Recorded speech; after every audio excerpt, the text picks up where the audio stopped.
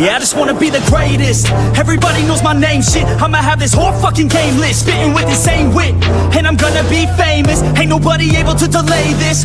Coming up, I had a vision to make it. Never wanted to be nothing, always wanted to play shit. Sit in class, always wondering why I love this lame shit. How the hell am I different if we all know the same shit? I ain't never let them doubt me, it's about me. Keep my head down, let my mouth speak. They surround me, they all about the clout, see where the crowd be. Every time I speak loudly, they more about me. Man, you know I got a bounty on these lousy ass haters that surround me. So they doubt me, they don't know nothing about me. Still the mouths breathe, I'ma change that soon. Better watch out now, see? I just wanna be the greatest, yeah. And I just wanna be famous, yeah. Yeah, I just wanna be the greatest, yeah. And I just wanna be famous, yeah. And I'm not playing any more games. Either put me on the charts or I'll put you up in flames. Better recognize art, cause I don't forget names. Should've seen me from the start, coming at you like a train. Think I'm about to fall apart every single fucking day. Seeing all these damn stars with my well-deserved fame. And I spit these gold bars while they spitting out shit. Man, I give this shit hard, but it gives me back pain. I wanna be a spectacle, they skeptical. But man, I got the chemical, exceptional. I do it all intentional, professional. So I can make that decimal incredible. I'm not thinking, man, they're saying that I've gone insane. I'm not ever gonna make it cause the game has changed. I'm not good enough, man, no that's not okay. Tell me that shit again and I'll stop your brain. I just wanna be the greatest, yeah. And I just wanna be famous, yeah. Yeah, I just wanna be the greatest, yeah. Man, I just wanna be famous, yeah.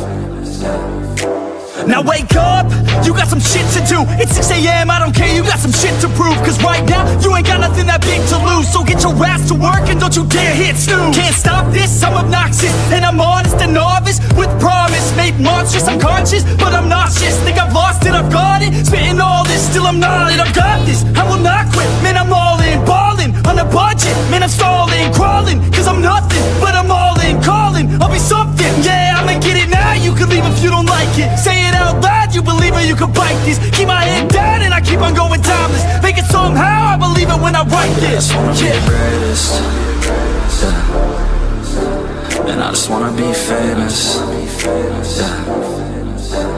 Yeah, I just wanna be the greatest, yeah. Man, I just wanna be famous, yeah.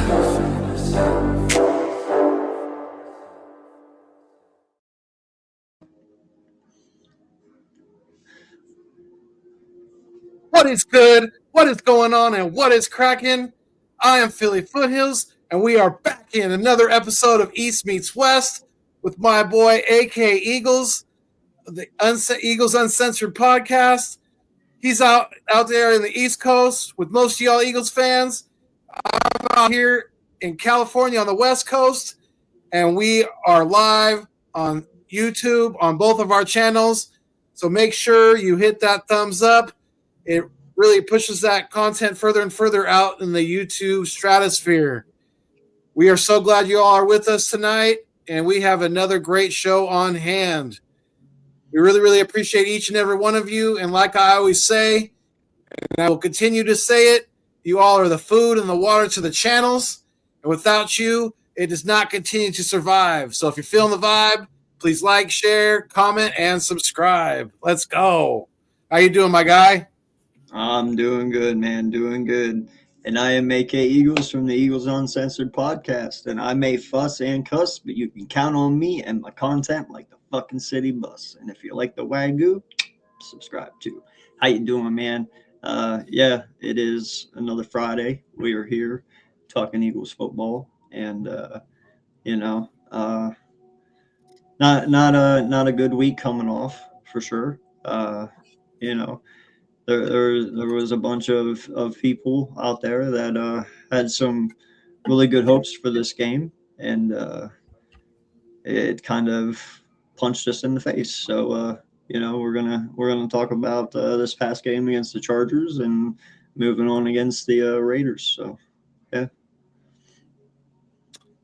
yeah. I mean,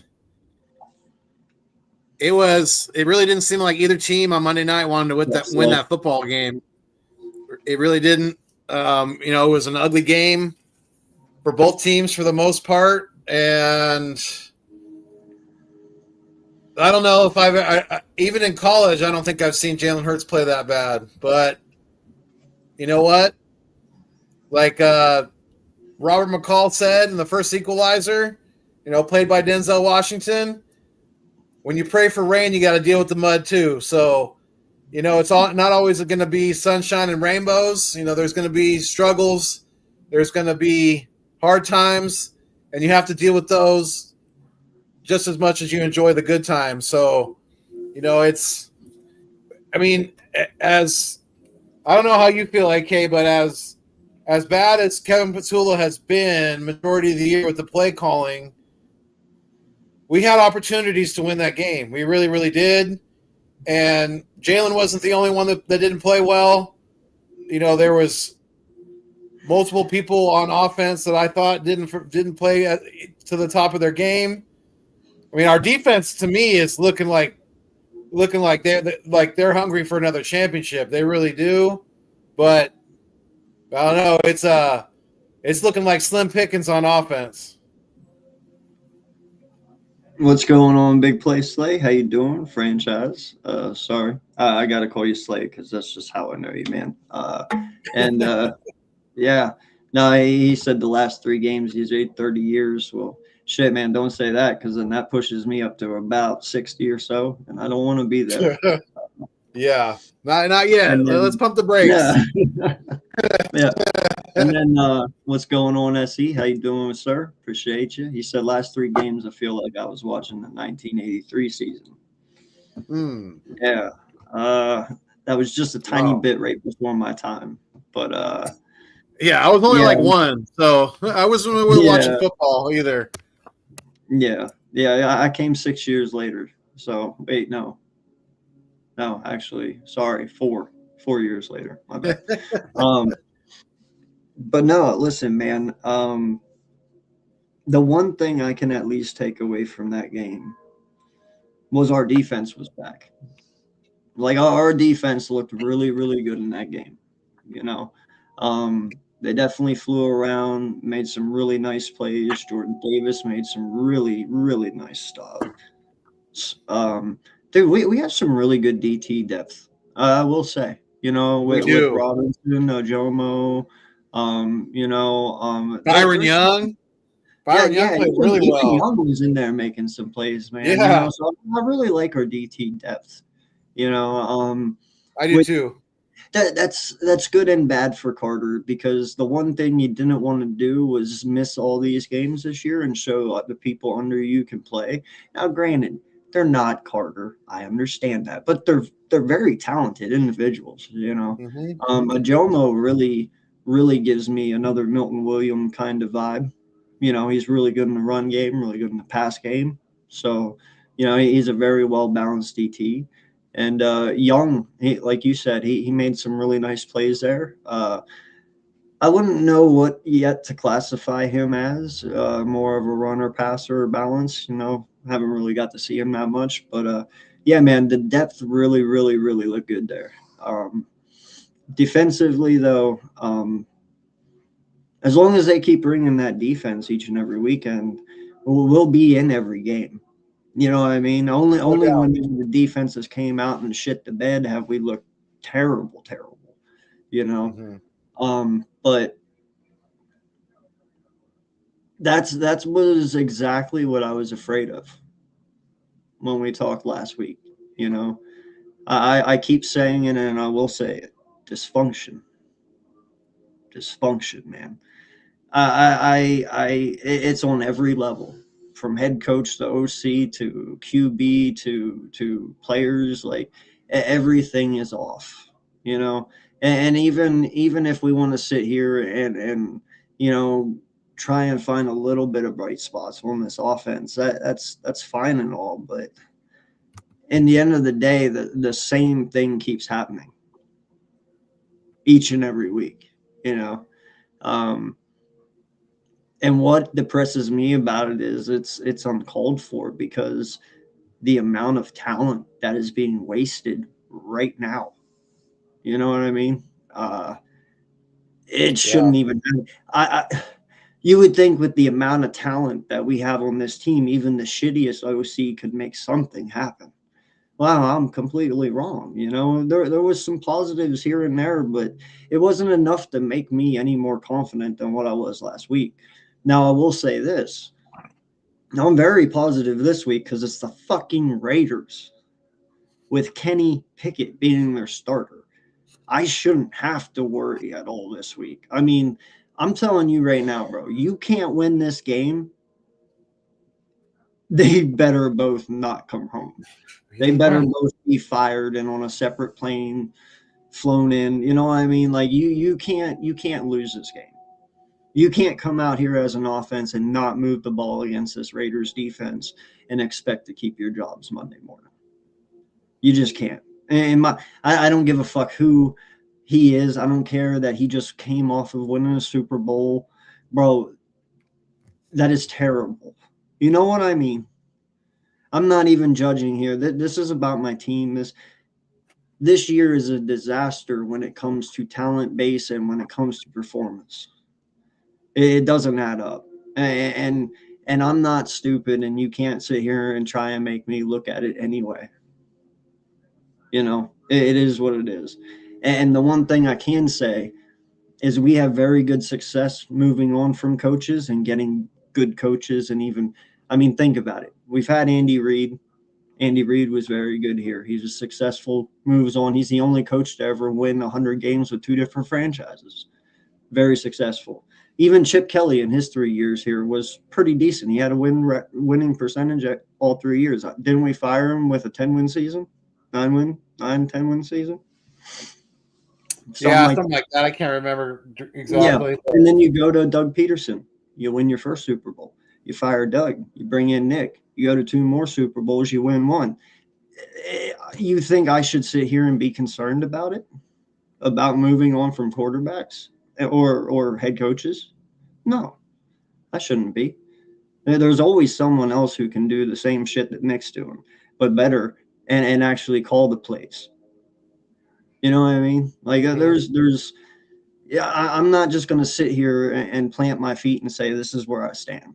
I'm always looking for something better. Always. So. Yeah, I mean, that. Up on these real quick here, man. So, yeah. We've had a lot through my was SE even alive to see the 83? Yeah, no, I think he was, man. My bad, I was watching some old games archives when I was covering some players. Oh, okay. Yeah.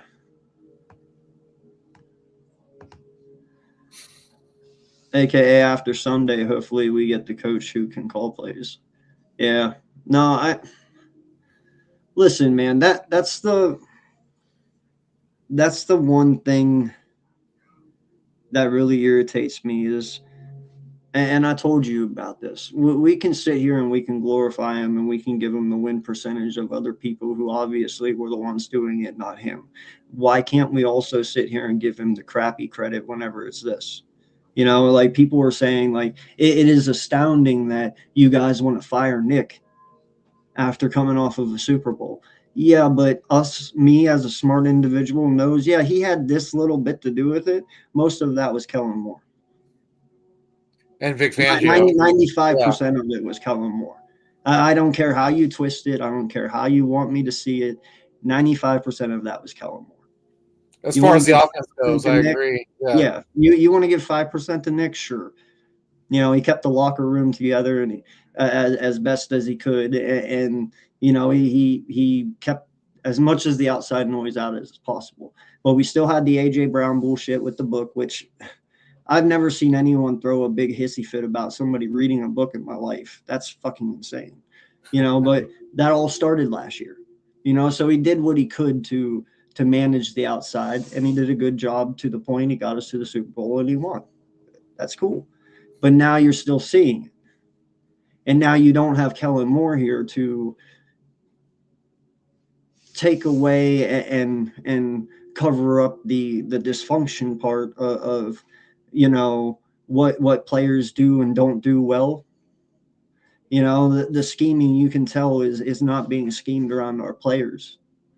You know, you're not doing things to Jalen's strengths. You're not doing things to Smitty's and AJ's, and I mean, like I said last week, Goddard's the only positive in this offense this year consistently. And he's your 30-year-old tight end that you wanted to trade at the beginning of the year. You know, like it's crazy, man. I'm done rambling. Go ahead. I'm going to go through these comments. Even when that's the thing is that kind of surprises me about Nick Sirianni is that, you know, he worked his way up through coaching he went from the Chargers to the Colts. And even when he was the offensive coordinator under Frank Reich in Indy, he didn't call the plays. Frank Reich called the plays. Yes, Nick Sirianni had his, you know, he helped, you know, get the offense together and coordinate some of the functionality of the offensive side of the ball, but he never called plays, and he's never been confident in calling plays. So to me, that makes me think, why would somebody who is not confident in calling plays promote somebody who he thinks is good at calling plays? I mean, if you don't know what a good play caller looks like, or if you can't call plays yourself and you're not confident in your own self calling plays, then how are you going to be confident in somebody else? So, you know, it's a multitude of things with this team this year. It's what does Sirianni do? Kevin Patullo is way in over his head. You know, Jalen Hurts is obviously having somewhat of a down year. You know, I noticed Franchise said earlier that Jalen has regressed quite a bit this year. And, you know, I can see kind of what he's saying, but I think some of that has to do with the coaching and the play calling. And just you've seen it time and time again. There's no fluidity. There's no timing with this offense. It's very, you know, you see it in spurts, but there's no consistency with the offense. You know, we've had trouble getting the run game going, especially running it up the middle. And for some reason, Kevin Patullo, Nick Sirianni, whoever has their, you know, even Stoutland, they keep trying to run it up the middle, and it's just not. You've seen it over and over again. Guys are defensive linebackers, they're getting immediate penetration, even off the edges too, especially since Lane Johnson has gone down. It's like it's very, very frustrating to watch because like you said, there is way too much talent on the offensive side of the ball in Philadelphia for them to be struggling as much as they are struggling. And for any Eagles fan out there right now, any football fan in general who says that Jalen Hurts should be benched, you're out of your damn mind. Yeah. Every quarterback, there's been so many quarterbacks going way, way, way back, and even more current quarterbacks like Patrick Mahomes, Josh Allen, Lamar Jackson, Justin Herbert, Joe Burrow. All those guys have had multiple games where they've thrown multiple interceptions or have had multiple turnovers. Yes, Jalen looked like dog shit on Monday night, but we're all human. He's human.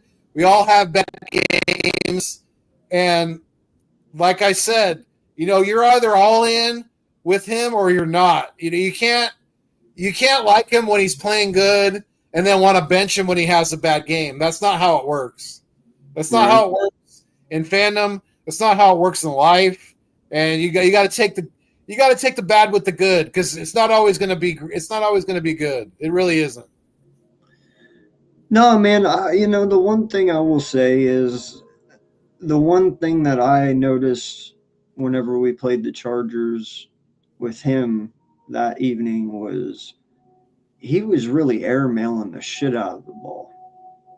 He was extremely high on a lot of his passes. We haven't seen that since his rookie season, man. It was a very, very strange Jalen Hurts, and it's very hard to read him because of how just stone cold he is. He never lets you see it. He never lets you, his emotion isn't there. And it's just one of those things where I don't listen. That game was fucking trash. I'm not even going to play when it comes to him playing quarterback. I mean, dude, that many interceptions and fumbles, you just can't do that. But like you said, I've watched many, many very, very good, and even Josh Allen, who's considered the greatest right now playing, make very, very bad mistakes and have some one or two bad games this year. I think a lot of people are putting a lot more harshness to it because of the urgency that everyone is feeling right now as a fan base and as a club, because they understand if they don't start winning here soon, drastic things will change, but yeah, man, no, I don't feel that benching him makes a difference. I don't feel that benching him is. Here's the thing: there's nothing Tanner can do that Jalen can't. You know what I mean? And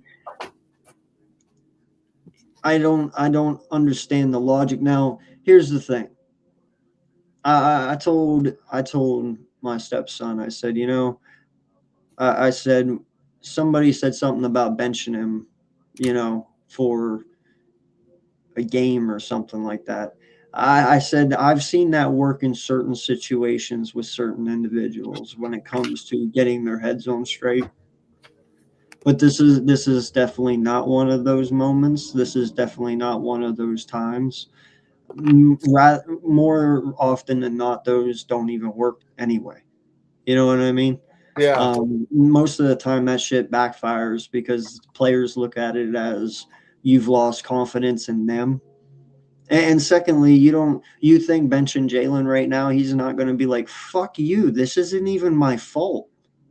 You know what I mean? It's going to give him that fuck you mentality. It truly will, because it isn't his fault.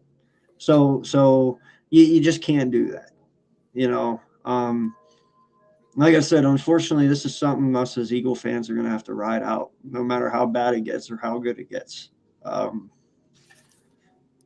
A lot of it will be shown this weekend, because this is your worst team you're going to face the rest of the season. So if you come out here and barely beat this team, we're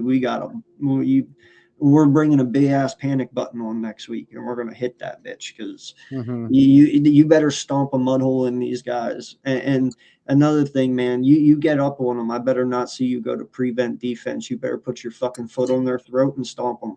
You know what I mean? Like you got a lot of shit to show. This isn't one of those, oh, we just won by 3, be happy. No, you better knock them the fuck out. This is not a team that you should be close with. This is not a team that you should, only win by 3 points or 7 points. No, this should be like a 17-point lead, 21-point lead. You know what I mean? This is the make or break here, man. Truly, for me. Yeah, it's sink or swim this weekend. It really is. And that's the thing, too, is if you bench Jalen Hurts right now, there's, like you said, there's no going back. There really is. There's no going back. And it's not you'd be hitting the panic button at that point, and that's really not the not the right decision to make right now. And the worst thing that could happen right now, let's say let's say the Eagles go out against the Raiders on Sunday in Philly. Thanks for stopping in. And Max Crosby comes off the edge, unblocked, and he takes Jalen out of the game, whether he gives him a concussion or something far worse. And Tanner McKee comes in and he lights it up. That would be the absolute worst thing. Yes, we would get the win, but everyone would be all the Jalen Hurts haters out there, the ones that are questioning his ability, like saying that he's already reached his ceiling and now he's regressing. They would just be like, "See, I told you so. See, look at what Tanner's doing with this offense." And no one's saying Tanner is not talented. No, Right. and listen, we've seen Tanner's arm. He has a good arm. I'm not. Of course, could Tanner come out here and run this offense capable if Jalen would go down? Probably so. But let's not twist it. He's not Jalen. When it comes to an athletic standpoint, when you need an explosive play, when you need, someone to take a 3rd and 8 and turn it on its head and go 30 yards downfield with his legs, it's not fucking Tanner. When I'm just telling you, man, it's the kid has that it factor when you need it the most. Now, granted, he didn't have it this past week, but frankly, from what I've seen, no one on our offense had it. So, I'm not going to put it on him, because we sit here and AJ dropped 6 passes, and you're the guy that sat here and bitched all season long that we don't throw you the ball enough. And if you threw him the ball and got him into the game, we would win the game. Well, motherfucker, we threw you the ball and I saw the ball hit your hands plenty of times and you not catch it. So I don't ever want to hear you say fucking shit again. Sit there, Right. Shut your You fucking might always mouth. be open, but you don't always catch it. Sit there, shut your fucking mouth, and do what the coach says. If he says run block 20 times a game, run block 20 times a game and shut your fucking hole. Because it's clear and obvious. Like, listen, that's why I respected Terrell Owens. Because when Terrell Owens talks shit, he never fucking failed what he talked. He always backed it up. I never once saw Terrell Owens not do what he said. Never. Ever, ever. AJ, I've watched you fail. Just now. And there are certain monsters out there that are like that. Jerry Rice, Randy Moss, Calvin Johnson. That when they talk, they back it up. You're obviously not in that category yet, little man. So pump the brakes a little bit. You might be 1K all day, AJ, but you're not on that level yet, dog. So chill out. You're not Moss category. You're not. You know what I mean? Yeah, he's good. Don't get me wrong, but he ain't on that level yet. Right. I'm really starting to highly question AJ's, whether he truly loves this game anymore and how long he's even going to be playing it going forward, because I don't know if he's just hella pissed off with the way this offense is running. And I mean, because he's been getting the ball these last 3 losses. It's not like he hasn't been getting his touches and his targets. Like the first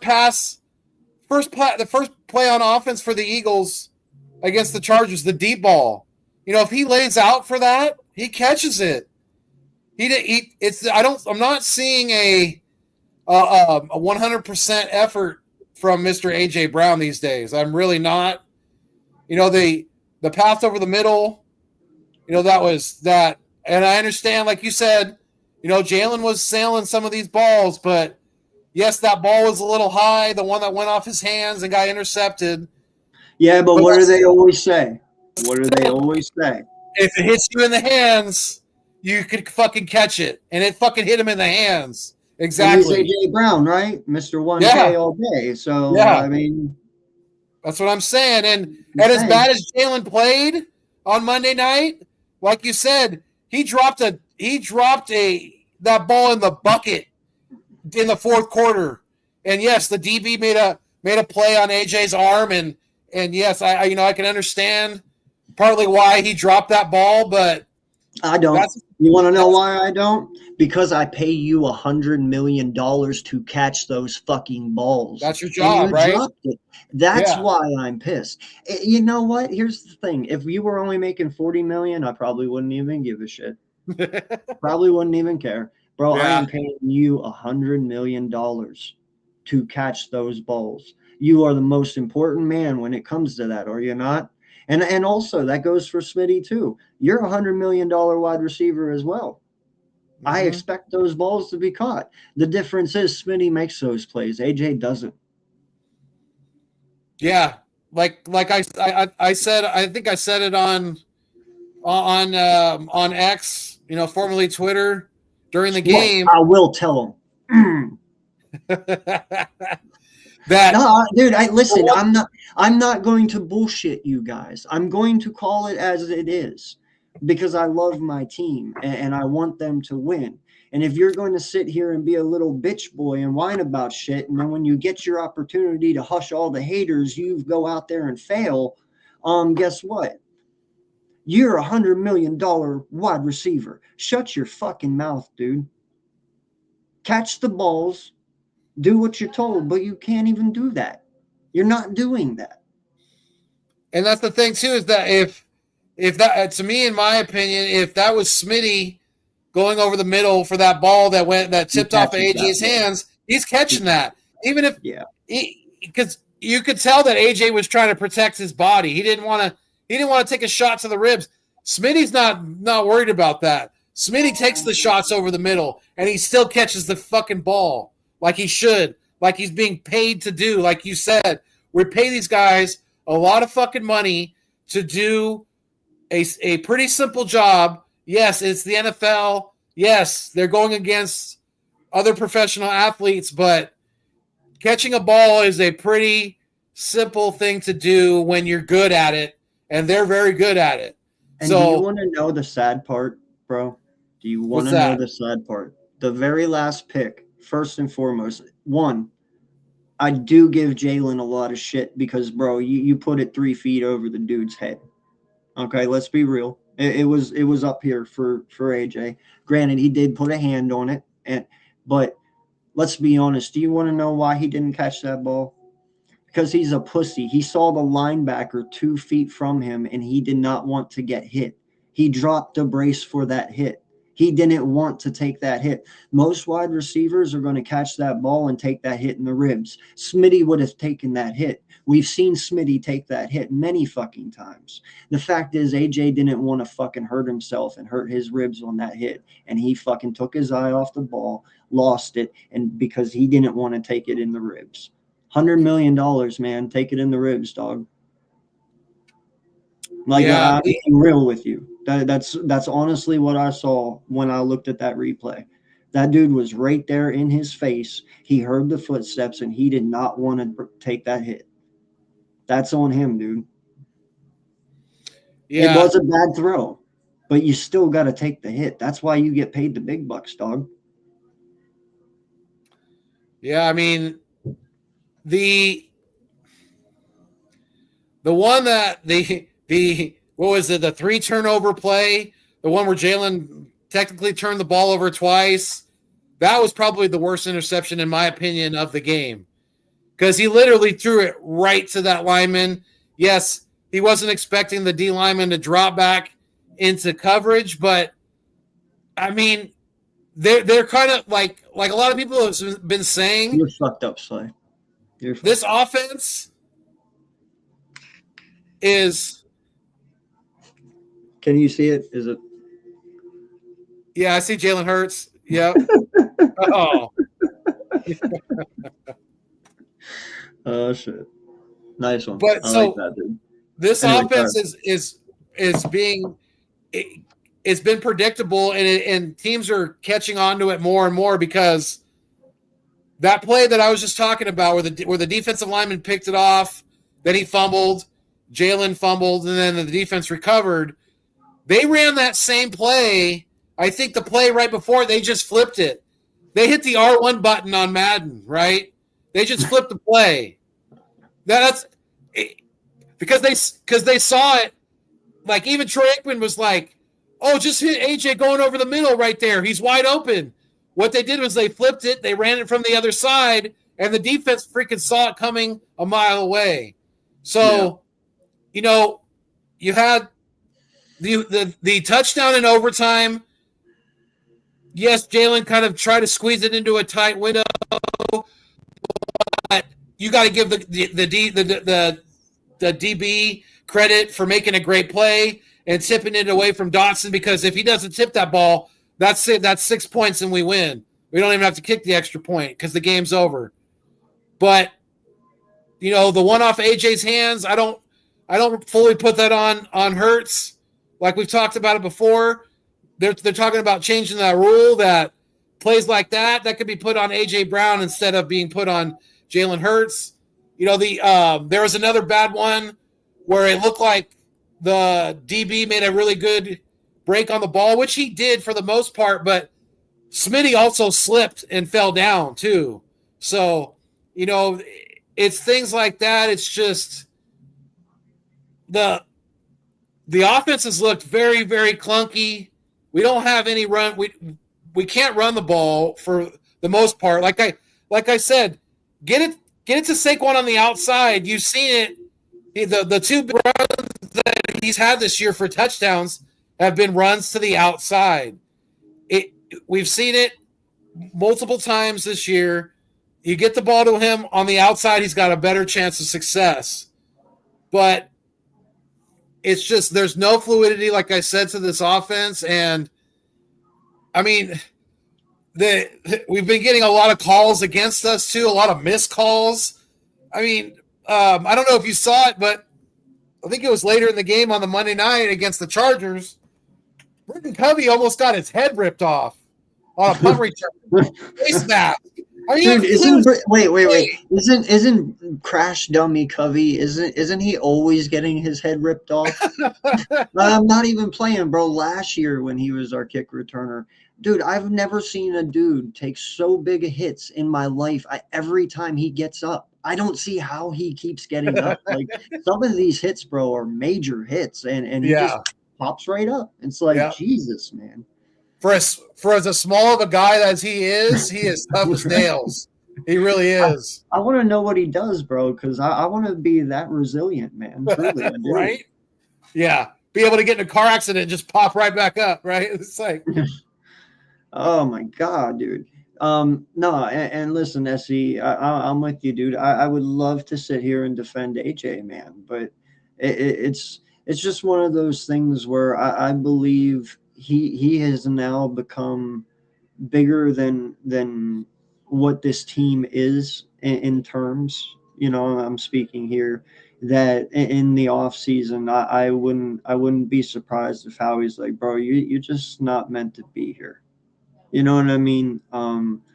I don't think it's a hate thing. I don't think it's but there are certain types of players that just kind of don't belong here. You know, and we loved AJ when he got here, but AJ was also quiet.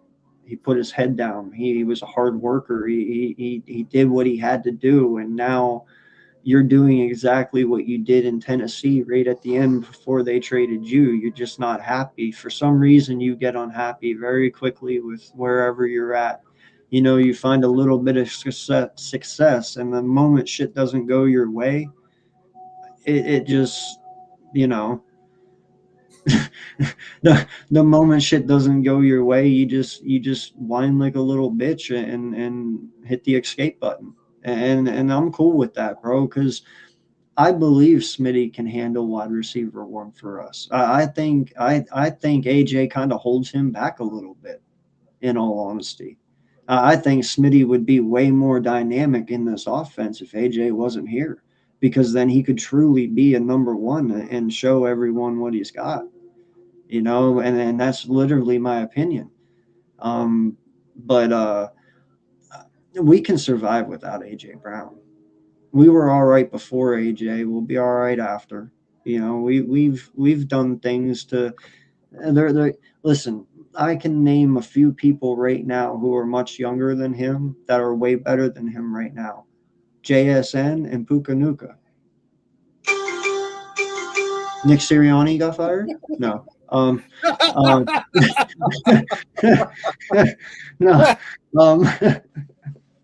Oh, But you know what I'm saying, man. Yeah. You can always find people in the draft, like you just suggested here. No, I don't believe you have to do it in the first round. You know, there's plenty of wide receivers right now that are playing very well in the NFL that are third, fourth, and fifth round wide receivers. You know, Puka Nuka being one of them.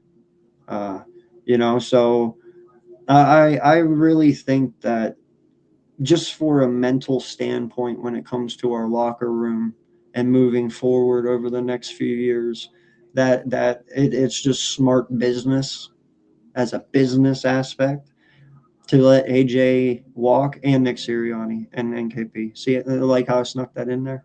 Yeah.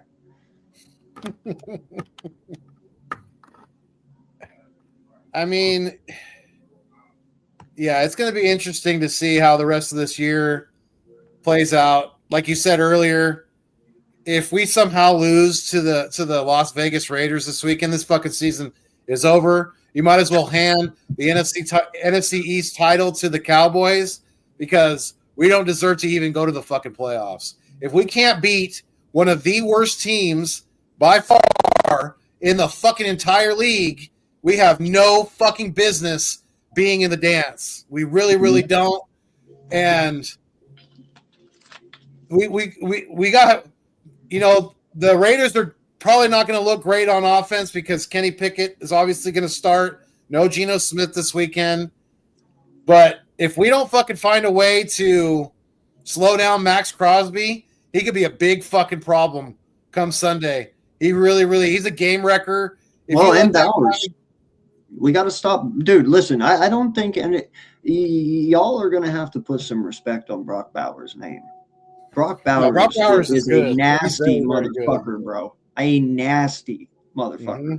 I'm very interested to see what Vic is scheming up to stop him because that dude is tremendous. When I mean, listen, guys, we just saw what Kyle Pitts can do last night.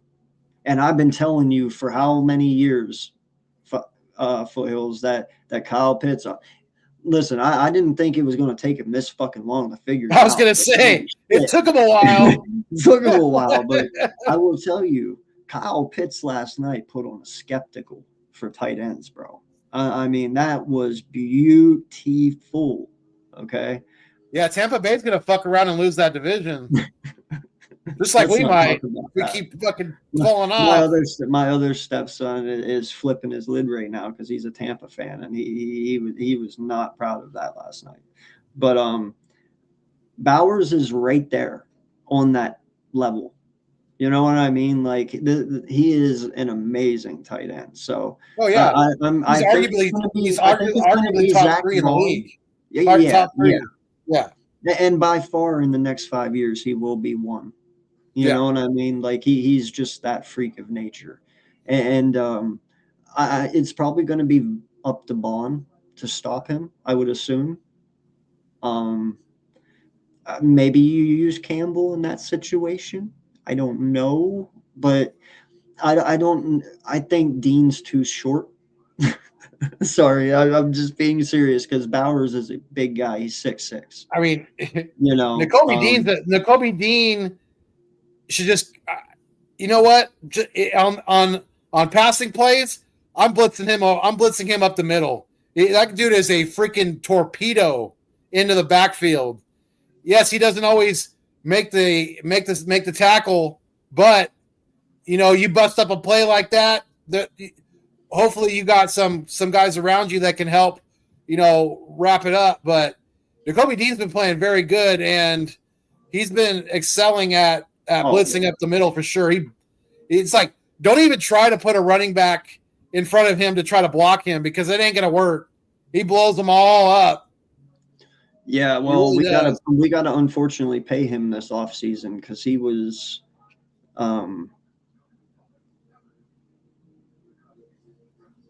wait, we do, right?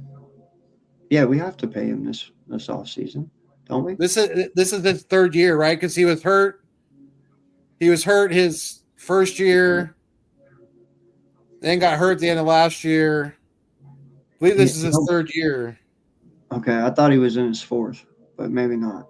I might be wrong. I don't know. See, and you're right. That injury the first year sets it all crazy for me because he didn't play his very first year. Right. But let's get through some of these comments real quick because I really feel. So, Miss Evelyn says if Missy. By the way, when the fuck did we start calling Jake Elliott Missy Elliott? Because that's pretty damn. That's pretty sweet. That's cold. No, listen. I get your grief, but I will say this. Did our own head coach not ice our own kicker? Right. I'm just, and that's another thing. First and foremost, that's why I want this stupid ass out the door, okay?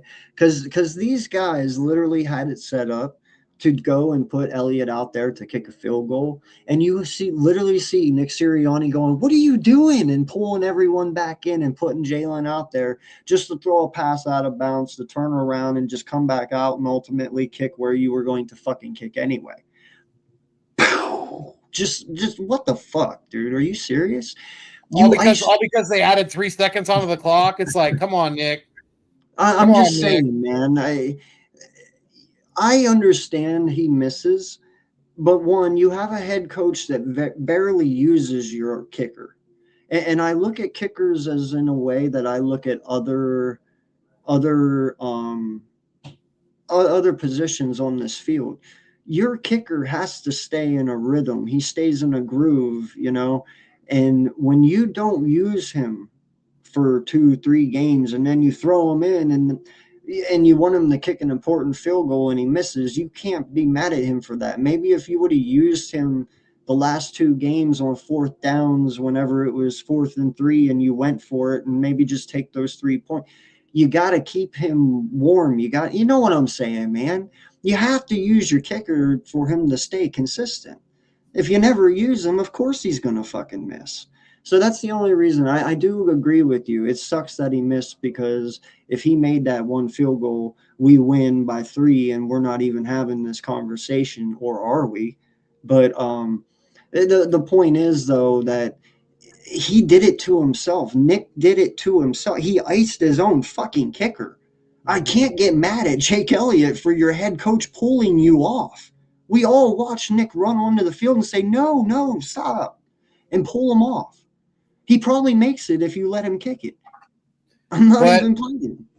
You know what? And I hate saying this, Jake Elliott has made some monstrous kicks for us. Even going back to the first Super Bowl, he's made good kicks in the regular season, made some clutch kicks in the playoffs, but last year he regressed, and I know he dealt with some injury issues, but this year I heard a stat earlier today and it kind of blew me away.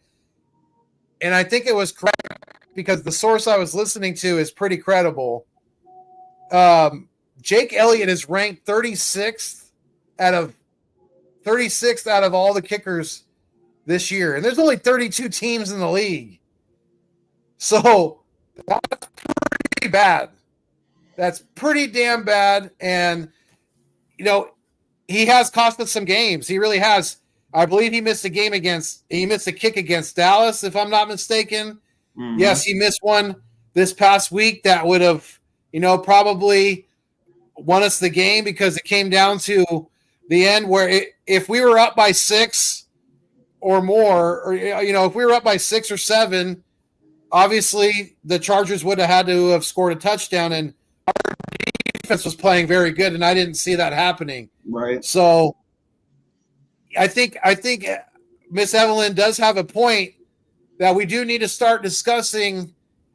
Is Jake Elliott a problem that we need to address in sometime here in the near future? because Yeah. I give him a pass when it's fucking windy in Philly or if it's cold as shit in Green Bay, things like that.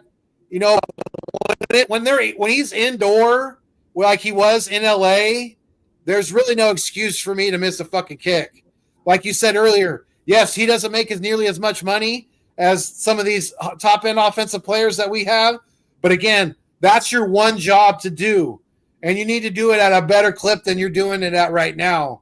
Because especially from like 50 plus, I believe, he's like 70%. And that there is way more consistent kickers out there right now, especially with the new regulations where they can work in the ball during the week and things like that. They're you've seen it. They're kicking it from, I mean, once they get past midfield, they're damn near in field goal range now. So, especially with, the kicker in Dallas, Dicker, the guy that we just went against for the Chargers, the kicker in Jacksonville, those guys are kicking it from a mile out. So, yeah, it's definitely a part of the equation that is the problem right now. It is. I don't understand this, but her calling him Siliani literally brought the Tricks commercial into my head, and it made me honestly think of just silly Nick football. The rabbit in the locker room, the Easter bunny, it's all for right. No, it does, and no lie, dude. They should have put on the little billboard on that bunny. Silly Nick, football's for men, because like it's really fat. And by the way, that bunny did not last. He was instantly popped that Monday. So one of the funniest things is about that bunny is that it was right after Kevin Patullo just got his house egged. That's almost like a slap in the face to KP. It How really much was. You want to bet that was his bunny too? Oh man, it's crazy right now. You can't write this shit. You really can't. You can't script it any crazier than it is right now in Philly. First and foremost, Eagles. I got to say this. I am not for egging the man's house. Correct. Okay. I am not for that. Uncalled for. Uncool. What I do love, and I wish I could make a complete comedy skit about, was some of these reporters. Are you scared to live there? Bro, it was a fucking egg. Okay? Or is your family scared? Bro, it was a fucking egg. Like, you all are acting like the dude just got his house sprayed up by an AK-47, like they put bombs in his front yard or in his mailbox. Or even like on Remember the Titans when they throw a brick through the front window. Yeah, it wasn't even that bad. Like, are you scared to live here? Bro, it's a fucking egg. What are you talking about? Like, some people, let's get them to the fullest extent of the law. It's a fucking egg. It's probably community service for 2 hours for one egg. Mm-hmm. Are you serious? It's minor vandalism. Like, dude, it's y'all act like his house got completely destroyed. Bro, I grew up in an era when people put shit on people's porches, lit it on fire, and knocked. Houses got TP'd, houses got egged. Fucking, bro, come on, man. You know what I'm talking about? Mm-hmm. Like, dude, this shit happened all the time. Now, all of a sudden, are you scared to live here because somebody egged the guy's fucking house? Come on, reporters, let's get real here. You got people being shot every fucking day, and you're worried about this dude if he's scared to live in Philly because someone egged his fucking house. I'm sorry, bro. I'm not trying to make fun of it, but it is silly that everyone just blew this up. It's like, dude, come on, man. You act like Philly just did a drive-by on his ass. Come on. It wasn't that serious. Yeah, it really wasn't. They blew it. The Philadelphia media media in general tends to blow things out of proportion typically. But in Philadelphia, they do it. They take it to another level. They really, really do. It's, it's like they're like, oh, regular media is here. We need to take that. We need to take it up here, and they pretty much do every single time. See, with I'm glad fail. she finds it funny because I find it fucking hilarious too. It's really not that serious. No. Like I said, I don't think it's cool. I don't think you deserve. I don't think you should egg someone's house because he's a shitty play caller. You know, you want to make your point, call WIP and say it on the air for everyone to hear it. Don't egg the man's house. What's that going to prove? You got eggs? Congratulations. You went out and spent $18 on a fucking 18-pack of eggs and ruined them on a man's house while you got people who can't even buy fucking eggs right now. Congratulations. I hope it was worth it. I hope, yeah, right? Yeah. Like, that's all. It's just a funny situation. It is. It shouldn't have been done. No, not at all. No. But it's funny. Yeah. Yeah, no, silly Nick coaching is for men. You're right. Like, listen, I will take. I'm not even playing right now. How bad everything is. If he would lose to the Raiders, and I only say if because he shouldn't, and you know how negative I am about this team, but this should just be a breeze, bro.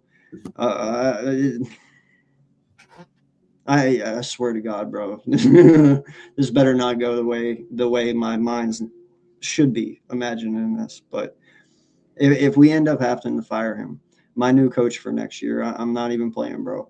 2 people. And I know the first name is going to piss some people off, but I have to give him his props. And then that's good old Josh up there in New England. You know who I'm talking about. Yeah. Josh Dude, McDaniel. Josh McDaniels has made Drake May look amazing, dude. Amazing. And that is all Josh McDaniels, man. Yeah, Vrabel's got some put into it, but McDaniels is running that offense. No, I know he's had hardship, but the way I'm looking Vrabel's at a it defensive is, coach. huh? Vrabel's a completely defensive coach. So, yeah, McDaniels. Well, yeah, but he has input, I'm sure. You know, Yeah. he has some input, but that Josh is taking care of that shit. And I think this is his comeback tour, you know. And secondly, I think the things he did for coaching, like the thing with us the first time, and then, you know, also, wasn't it the Raiders too? I think it was the Raiders when he got hired but then pulled out and went back to New England. I'm pretty sure that was them. He was young and dumb. You know what I mean? I'm pretty sure that now in the career that he's been in and always being an OC, I think now Josh is ready to start his own tree of coaches and to do what he's done with Drake May. Dude, I'm all for it. You know, and plus we almost hired him right before Nick anyway. If you remember, we brought him in one last candidate before we ended up hiring Nick. They ended up having an 8-hour conversation with Josh McDaniels and still went with Nick. So, and then my second one, this guy's young. I'm talking young, 28. 28. Chicago's OC. Listen, you know me. I was very, very, very against Caleb Williams. I didn't really think the kid had it in him to be. He's talented. I just didn't feel he was going to. I figured another Trevor Lawrence. You know. This year, Caleb Williams has looked really good, man. Really good. And I have to give the credit to his OC over there. Yeah, Ben Johnson has done a really good job too, and a lot of that is him as well as a coach and stuff. But that young OC over there at 28 years old, man, he's doing a fabulous job with Caleb Williams. So definitely looking at him too. You know, and I'd rather go younger anyway because fresh mind. You know, creativity. So yeah, another fairly young guy who is, you know, having pretty good success this year. Of course, a lot of people are going to say, "Well, it's the head coach's, it's his scheme." But Joe Lombardi for the Denver Broncos, he's the OC for Denver. Yeah. He's doing a hell of a job this year. They have a good balance of run and pass, and he's made Bo Nix look pretty good. He's like these guys that you see take quarterbacks, like you were just talking about. Caleb Williams. I'm referencing Nix. When you see coaches and coaching staffs, raise the play of a quarterback, it's not just the quarterback; it's the coaching around them. So, yeah, that's another possibility right there too. Is Joe Lombardi, and he's if I'm not mistaken, he's the grandson or great grandson of Vince Lombardi, is he not? Yes. Mm-hmm. Yeah. Yeah. So he's got good coaching lineage for sure. If nothing else. Yeah. No, but that's all I'm saying, and that only exists if he would lose to the Chargers. Like I'm telling you right now, dude. It's I've always been saying it for the last 3 games. It's not about winning or losing. It's how you win and how you lose. You know what I mean? And I'll tell you right now, man, how you just lost to the Chargers this past weekend was disgusting offensively. And to sit there and throw that pick at the end in OT, man, that's a very big, tough one to swallow. He doesn't usually make those mistakes, Jalen. You know what I mean? Usually in those clutch moments, he's that dude, and he definitely failed us. So, I'm defensively, like I said, I'm cool. I know they did have a rough game there against Chicago, but listen, our defense has carried us all season long. I think I can allow them, 1 bad game, 2 bad games. Sometimes you just get tired, and that Chicago game, I just put tired on there. They were very fatigued. So well, yeah, because after the offense the week before went up 21-0, 21-7 going into half against Dallas. The offense went to bed, and when the offense goes to sleep, the defense has to work overtime, and then you tack that on to having only 4 days to recover to play on Friday when you're normally used to getting at least a full week of rest, practice. That all you have to take that all into account. People are like, oh, the Eagles look like dog shit on defense against the Bears. Yes, they did for multiple reasons, like I just named. You're overworked, your lack of rest, and you're going into a game against a pretty formidable team. So you put all that together, and it's a recipe for disaster when it comes to the Eagles. And we saw it. We did. They got run over like a tennis ball with a tank. We really did. Squished. Yes. You got squashed. No, man. I just listen, man. Like I said, I'm just the defense isn't the problem. It really isn't. Dude, and even the players on offense aren't really the problem, except for a select few, and we talked about that a little bit. But it is mainly coaching. It is mainly KP, and it's mainly Nick. These players have to have some conviction, some confidence in what they're doing when they're out there playing. If they don't believe in what the coaches are calling, if they don't believe in the scheme that they're running, the odds of it working is probably very slim. You got an experienced coach in Jeff Stoutland, who is our run game coordinator, and you have KP, who's our OC. I truly believe you have Stout, who wants our run game to look one way, and you have KP that has it wanting to look the other way. And you have 2 coaches, and because Stout's only the O-line coach, and yeah, he has seniority, but KP is the OC and then final say when it comes to that part. I'm pretty sure they don't see eye to eye in how they want to run the football, and that's also why our halfbacks haven't been able to get going. Because if you have one coach that wants to do one thing one way and one the other way, and they're both butting heads, well, no one's going to get anywhere. You just got too many Chiefs. You got too many Chiefs and not enough Indians.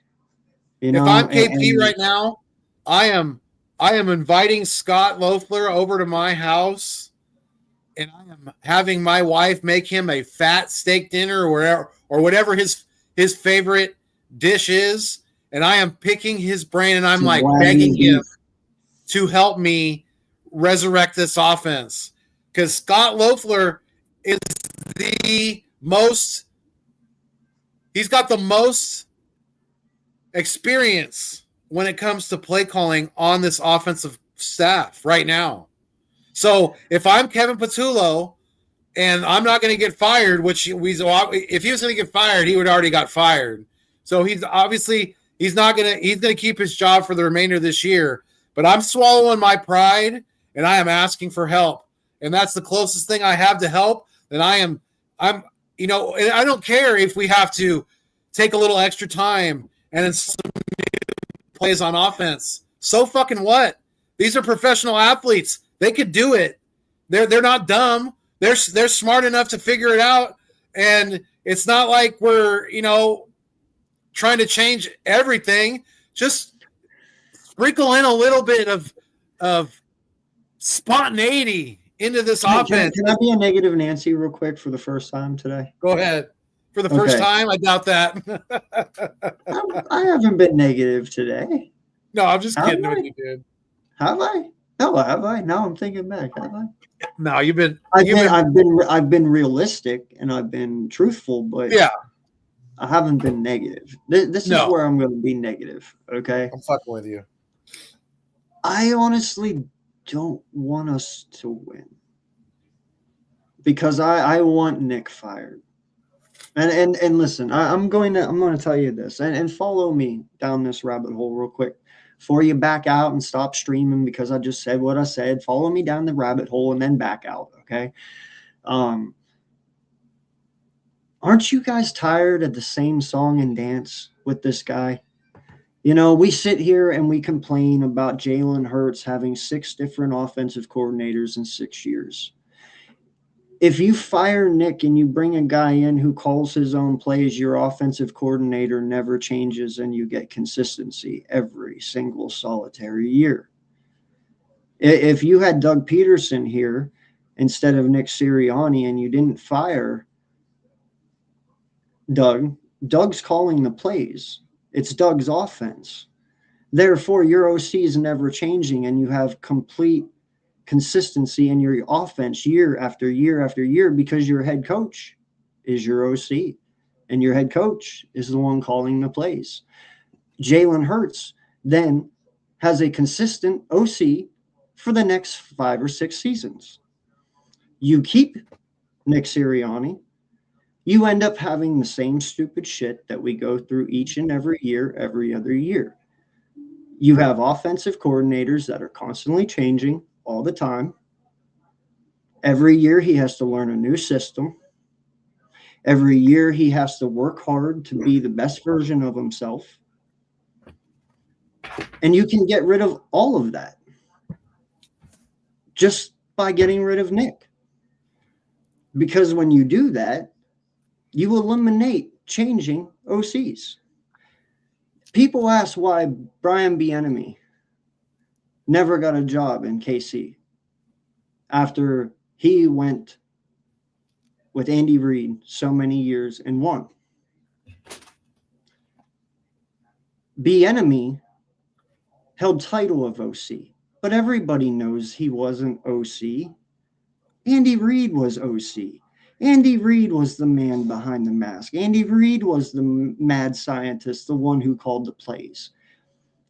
No one knew what Bieniemy could actually do. Yes, he was the OC of the Kansas City Chiefs by title. He probably had some input. He probably sat in meetings. He probably listened. He took in things, and I'm pretty sure about that. And I'm telling you right now,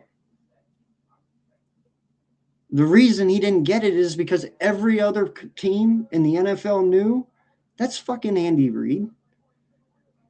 What did Bieniemy actually know? And like we actually sit here and say about Nick, what did Bieniemy actually do? You can't sit there and say anything because you don't know. You can only say what he says and what Andy tells you. But the odds are, because he didn't call plays, you don't want to take that chance. And that's why he never got the chance. Well, actually, he did, and he got Washington one year. It didn't work out that well. Now, granted, it's Washington, and at that time, you know, they were going through their stupid shit. But fact is, didn't go that well.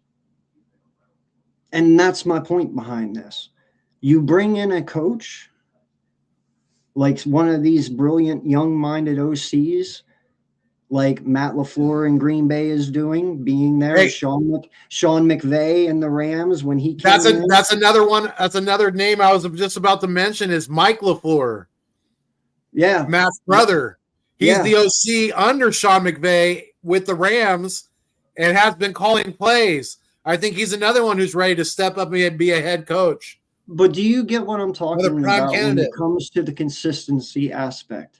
Everyone is talking about consistency. As long as Nick is here, every other year you're going to have an up and down year because you're going to have somebody promoted from within, like Brian and KP, and then you're going to have a bad season, and then you're going to have Howie come in and save us and bring in somebody from the outside. That guy's going to get promoted and go to head coach somewhere else. Then you're going to turn around and have the same fucking cycle over.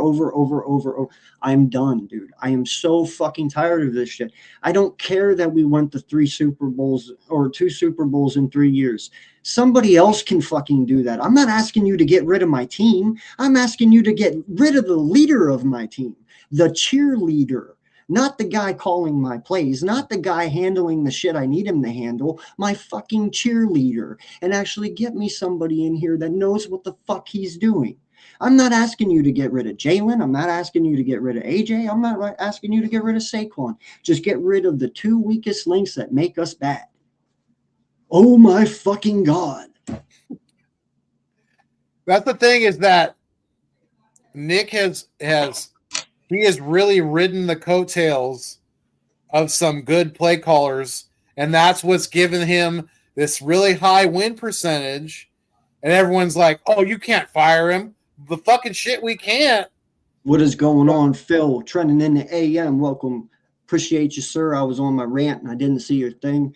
Definitely in the mornings, 8 a.m. East Coast time. If you haven't checked them out, please go check them out. Trending in the AM with my boy Phil, one of the greatest content creators I've ever seen. Go check him out and go support him. Get this man to his goal. Appreciate you, sir, for showing up. Mad love and respect, man. Sorry. Shit. I hope he's right. I hope he's right. I hope we do shut out the Raiders because that means that we won't have to score very many points. That's for sure. I hope, man. I understand where you're coming from, though. You know, it's Jalen has, and that's where I kind of disagree with anyone who says that Jalen is regressing. Jalen is not regressing. Jalen is suffering from post-traumatic coach syndrome. Pretty much from regression of offensive coordinator and regression of head coach. Because if Nick doesn't promote from within in 2023, who knows? We could have went to the last 3 Super Bowls, right? I mean, we were the fucking number 1 seed in 2023 up until the last month of the year, damn near. So, or month of the season. So it's like you said, it's just going to be a continuous revolving door when it comes to a play caller because we know that Nick Sirianni doesn't call plays. He doesn't have any desire to learn how to call plays. And again, I still don't understand how does someone get promoted up through a professional coaching staff ranks and things like that, especially to offensive coordinator. And then obviously we hired him as our head coach without being on the offensive side of the ball, without knowing how to, or even having any confidence at all in calling plays. I don't fucking understand that at all. I really don't. I'm ranked 30. I'm ranked 31st in the world on Mutt online and head to head. And, I think that qualifies me more than KP. I'll take over for the last 5 games. I mean, at least my win record is better than his. and they could pay you the fraction of the cost. At least I got 450 wins to 347 losses. So I'm well over my win-loss percentage, but hey, what the fuck do I know? He must be qualified. No, listen, man, I'm just saying I'm okay with losing Nick, because if you bring a head coach in that has his own offense and calls his own plays, and you don't have to worry about changing your offense every year. It's always going to be the same as long as that head coach is there. And if it's successful and he's really good, then Jalen's set for the next 8, 9, 10 years. You know what I'm saying? And if Jalen proves that he isn't that guy, then they'll take on whatever they need to do to move on and get that guy. But my point is, though, it's always been about, inconsistency at OC. That's only because Nick's here. If Nick was here, do you think we'd have 6 different offenses in 6 different years? No. In fact, you should have probably should have let Nick go and just kept Kellen Moore and just promoted Kellen Moore to fucking head coach. And then you don't have to worry about anything, and you're running it back right now, and Nick's sitting at home crying. We talked about that last week. Yeah. I don't know. I mean, I'm tired How we drafted Jalen as an insurance policy, right?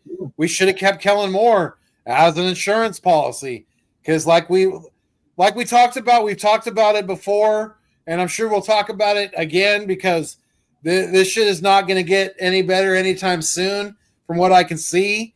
It's like, and a lot of people are saying it now, and what the fuck does Nick Sirianni do? What does he do? He doesn't do fucking really anything at a high level. He really doesn't. His job was to keep positive vibes and keep the outside noise out, and to keep my team in a collective state of mind where they were functional and able to win football games. And he can't do any of that. And by the way, what is his 3 main things? Toughness. What is it? Toughness. Toughness. What? It's a D. Detailed. Dedication? Detailed. Detail. Yeah. My players aren't tough. All right. I'm telling you that right now. They're not playing tough. They're not playing with an amount of toughness at all. Okay. They're definitely not fucking detailed, because you just had 18 fucking penalties. Yep. You're not detailed, and you damn sure ain't together, because I've never seen my offense seem so far apart from one another, right? Therefore, your own 3 words that you preach and you come out on this presser with each and every week, and that we all sit here and just every fucking week when you talk, and you draw out all these stupid, detailed fucking things that mean nothing to us, and it just goes around and around. You don't do the detailed part. You don't do the toughness, and these guys are not together. You don't keep the outside noise out, and your cheerleading days are over. Bye. You can't even practice what you preach anymore. Bye. I'm done. Yeah, it's not about my team, dude. It's not about my players. I can get rid of Nick, and this team can easily be successful next season with a new head coach. There's enough talent on this team that they can easily go right back to the Super Bowl, as long as they have a person who is at least able to run an offense.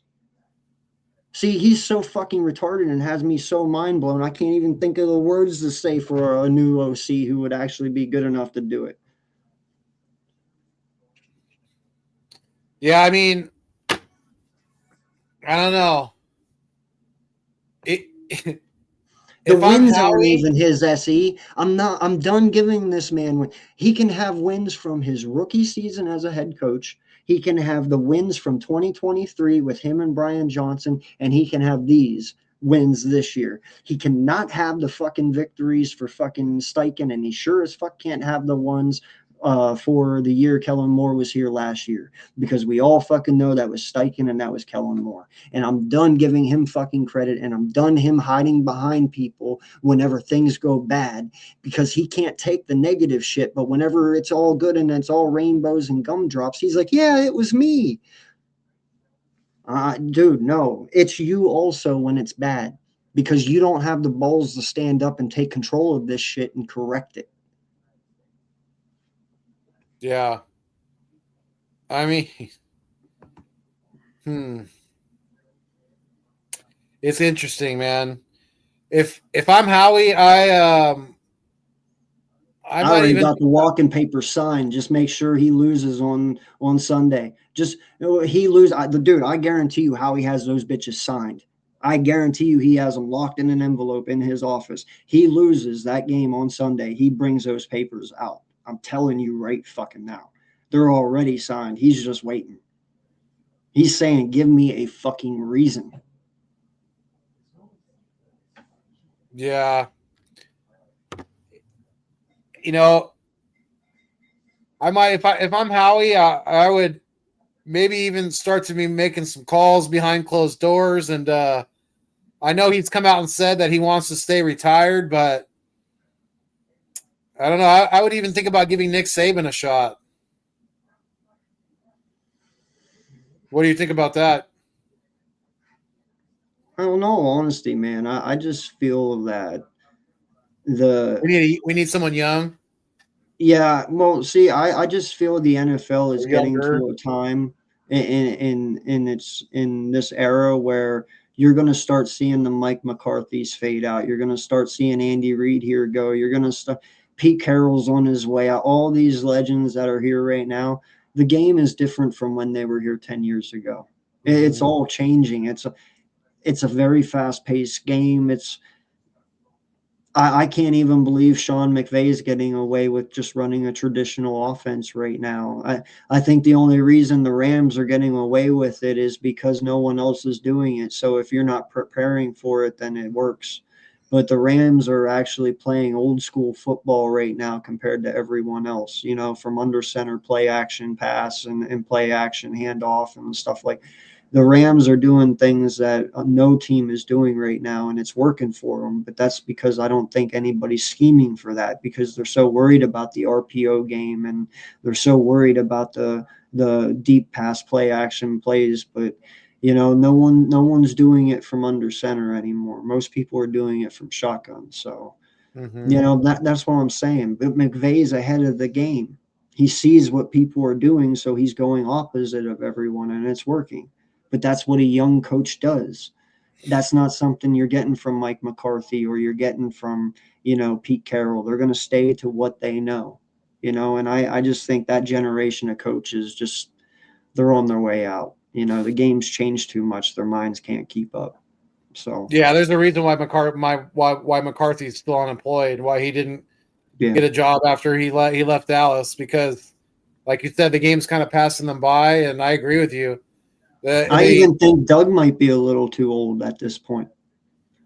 I mean, listen, I love Doug and I like his play calling and stuff, but he's very good at building a foundation for a team. He's very good at building a culture, but I could tell in Jacksonville, you could see even the play calling was a little wiggy wonky for him because of how people are running defenses now and stuff. He just wasn't used to it a little. You could see he was having trouble. So I just think the game's just really fast right now. Yeah, I think Frank Reich had a big, say in the offense, had a lot to do with our success in 2017. Yeah. And Doug was the head coach, but I think Frank, because Doug is he can call plays, but he doesn't have that. I want somebody who is, cutting edge in calling plays. I want somebody who is, like you said, younger and just more inept to take chances and to try out new things. And especially with the amount of talent that we have on this offense, we need someone like that. We really do. Yeah, no, man. It's just like I said, there's just far too much talent on here that for it to just be this bland, for it to be this dull, and just no, there's no heartbeat. There's nothing, dude. There's nothing. Like the heart and soul is just gone. You know, I just, you can't have that. Not with this team. And trust me, we know it as fans. Howie sure as fuck knows it. He damn sure knows it. Dude, this is the same offense that just won us a Super Bowl last year. The same exact Super Bowl. Fred Johnson was here. Toth was here. Steen was here. Steen played 6 games last year. He played 6 games. And now we're all saying he sucks because the line's having issues.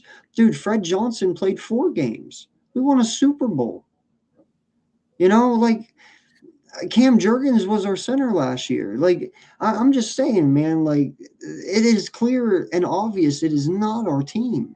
No player on offense has changed. In fact, all we did was add to the offense. You know, the only thing that changed is Becton ain't here. And that's not, I mean, that's a big change because he was an all-pro that year, but it's not that big of a change because Becton was no one before he got here. You know what I mean?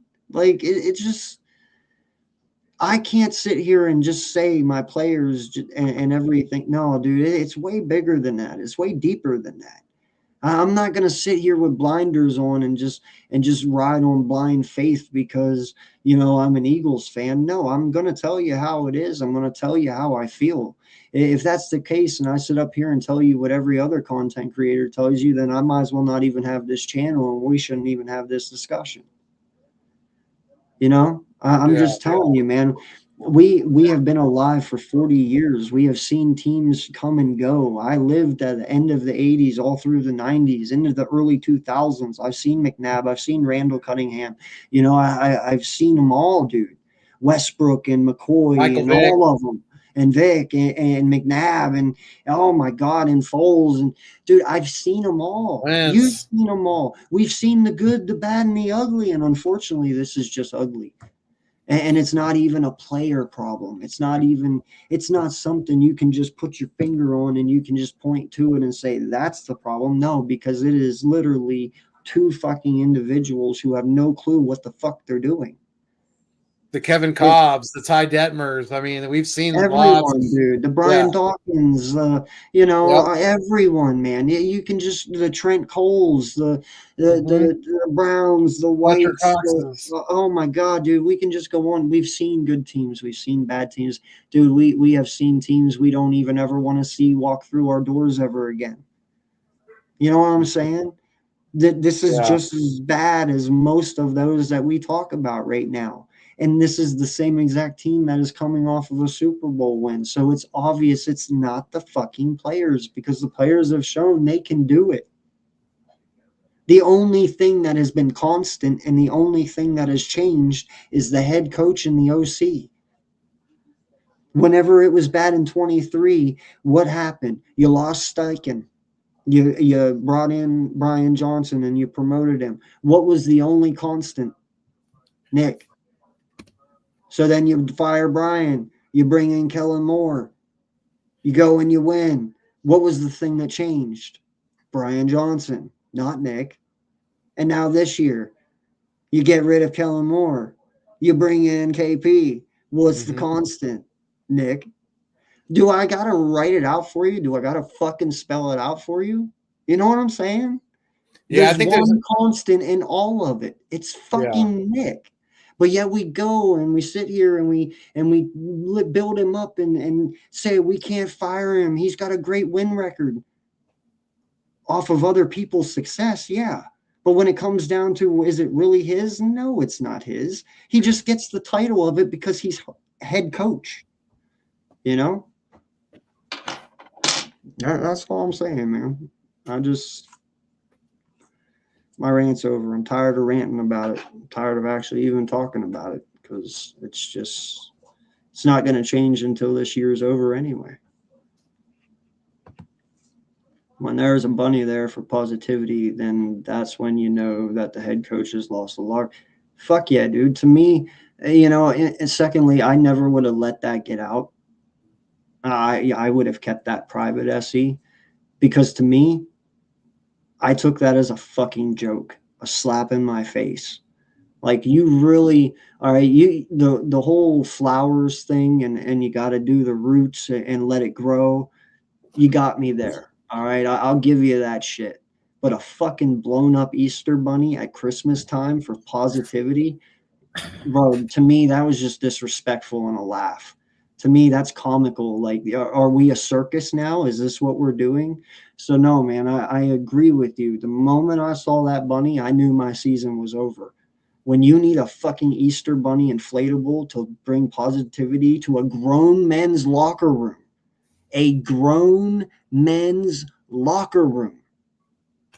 season's over. Go ahead. I think it's absolutely laughable, because I've heard some people whispering about Kevin Patullo possibly getting a head coaching job after what we've seen from him this year. I don't understand that at all. And I mean, probably the worst thing that could happen is if the Eagles win a playoff game, because that's probably gonna let Nick keep his job for another year and for mediocrity to continue with this football team. So I'm kind of with you. You know, I really don't, unless something drastically changes, which it's not, because if it was going to, it would already happened. We're not going very far into the playoffs. And if we get there at all. If we even get there at all. Bro, if he loses to the Raiders, I'm saying we lose out the rest of the year. You ain't beating Washington at that point. You sure as fuck ain't beating Buffalo.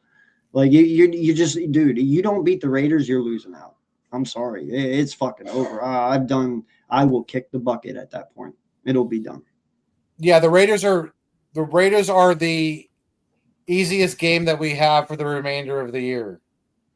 You know, if we were even halfway competent on offense, we would have beat the Chargers, but we didn't. You know, that Dallas game broke the confidence. Like, it shattered the confidence of this football team. It really, really did, especially on offense. Yes, the defense is still playing good. They're trying to keep us afloat. And like you said earlier in this podcast, as long as they keep playing at the level that they're playing, we're going to be in these games.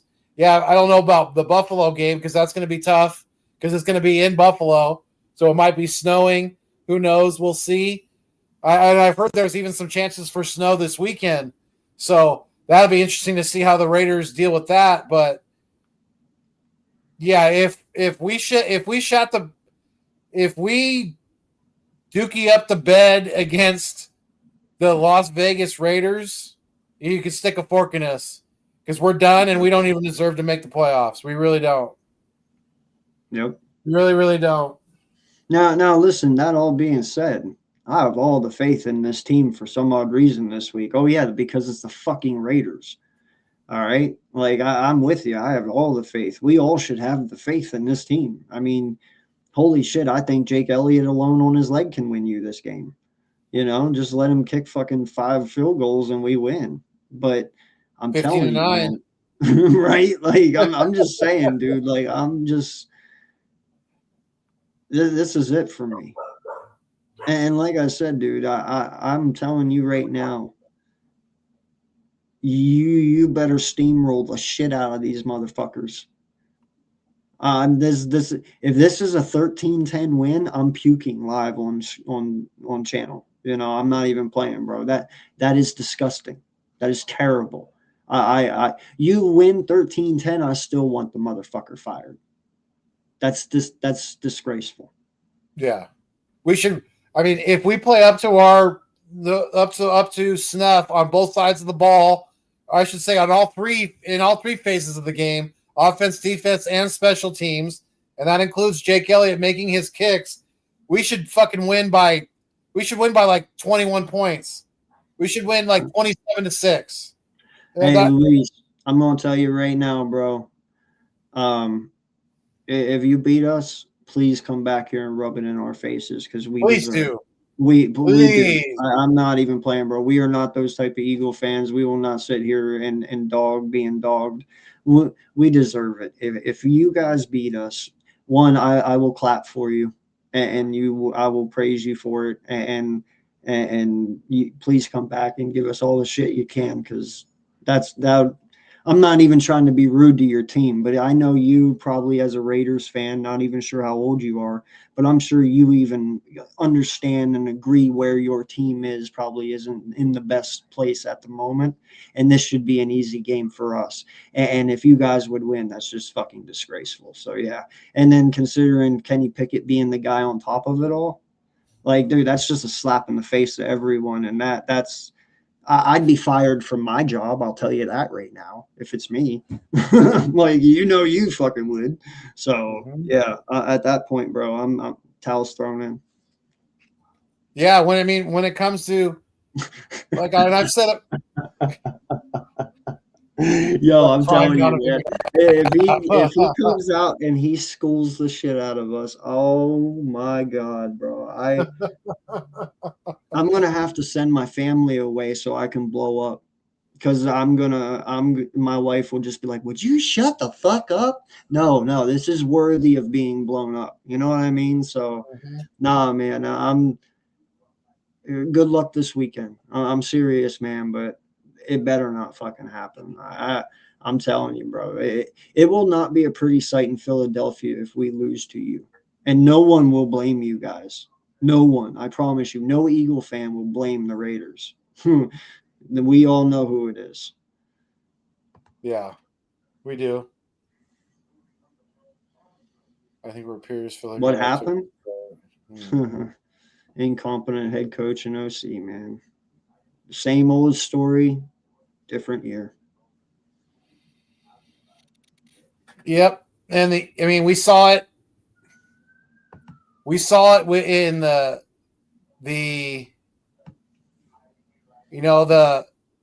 Denver game, which was our first loss of the year. We were up by 14 points in the fourth quarter. The offense couldn't get a lick of fucking squat shit done, so that we let them back in the game, and they won. And they've proven to, yes, they've squeaked out a lot of games this year, but I mean, Denver is playing some very, very good football. They have talent on both sides of the ball. They have like one of the leaders in the sacks in the NFL. Shame on you. And don't bring that mojo up here, bro. Shame on you. Don't even say that name. You got all these Tanner McKee guys right now. You're throwing that fucking name in the fire. Go fuck yourself, Slay. Asshole. Jesus. Yeah. Shedeur be lucky if he's even in the league for in 2 or 3 years. He's not that good. He was overhyped in college, and you're seeing it now. He's not that good. He's really not. But Shedeur beat the Raiders, so if he could do it, then we should be able to. Can you imagine those fucking haters? If Jalen comes out here and poops the bed against the fucking Raiders, oh my God! Well, Shedeur can beat him. Shedeur can beat him. Shedeur can do it. God, Shedeur did it. Dude, I can't wait for that fucking shit. if that shit would have happened, dude, I'd have to sit back and watch the comedy. I really would. I'd have to watch it, because people would be fucking tripping their lid right now. How you lose to the Raiders, but Shedeur can fucking win? Like, oh my God. People they'd be like, see how we should have drafted Shedeur. No, I know, bro. I know there was talks about us doing it, but yeah, no. Supposedly, though, I guess I guess Dion called us and told us not to do it because he didn't want him sitting behind Jalen because he never start. So, no, I'm the leader of the Shedeur cult. Oh man, nah, it's good luck to him, man. It's going to be tough in Cleveland. It's tough on anyone in Cleveland, no matter how good you are. Hell, not even Baker Mayfield could make it work, and now look at him. But no, man, it's it's going to be an interesting weekend, dude. I have all the confidence in this team, but I don't. The only reason I got the confidence is because it's unfortunately the Raiders, and I even hate saying that, man. You know, because the Raiders they have a long legacy. You know, they have a historic franchise. You know, and there's a lot of Raider fans. You know, black and silver, and I'll tell you, it's sad to see what has happened to you guys, Lewis, because. No lie, man. I know you guys as fans, you're very prideful, kind of like how we are as Philly fans. You know, that black and silver means a lot to y'all, and you know, it's. I hate that your owner made you guys a circus so far by making you go to Vegas. You know, I think Vegas was the worst place to put you guys. Yeah, you sell a lot of tickets, but you know, dude, Vegas is a bad place for any team. Any team that has young players that are 24, 25, 26 with millions of dollars. And you Look what happened to Henry Ruggs. Right? You want to put a 26-year-old in Vegas with millions of dollars? That's fucking absurd, dude. Vegas would be the last place I ever put any team. But yeah, man. No, I'm very, like I said, I'm very upset for you guys, though, because I know you're very prideful as a fan base, and you hold that franchise very high like we do, you know, because you have a historic legacy behind that Raiders team. They've been bad for so long. Right, yeah. So I hope you guys can turn around, man. I wish this game meant more meaning for you guys and even us, you know. But yeah, I hope you guys get on your feet sometime. Yeah, definitely. I have friends that are Raider fans. Being out here on the West Coast,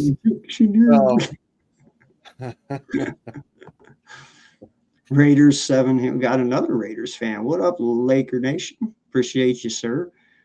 Well, wait, are the Lakers letting you down too? How are the Lakers doing out there? Are they okay this year? Yeah, they're doing all right. They're doing all right.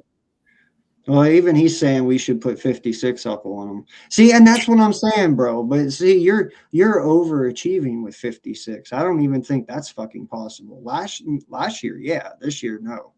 I'll be lucky to put 21 up on you guys.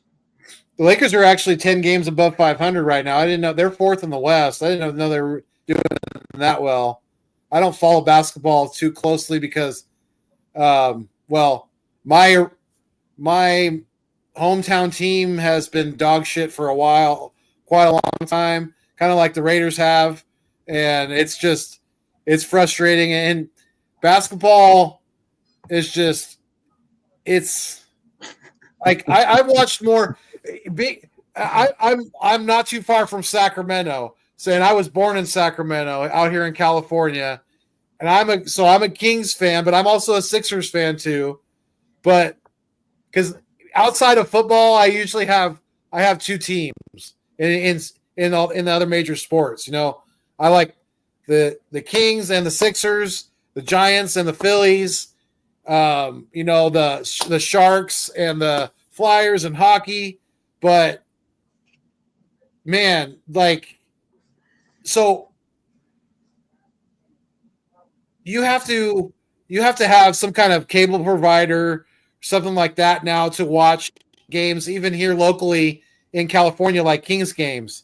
I've watched more Eagles games being out here on the West Coast for free than I have Kings games in the last, I don't even know how many years. Probably the last. He said, don't tell me you're a Kings fan.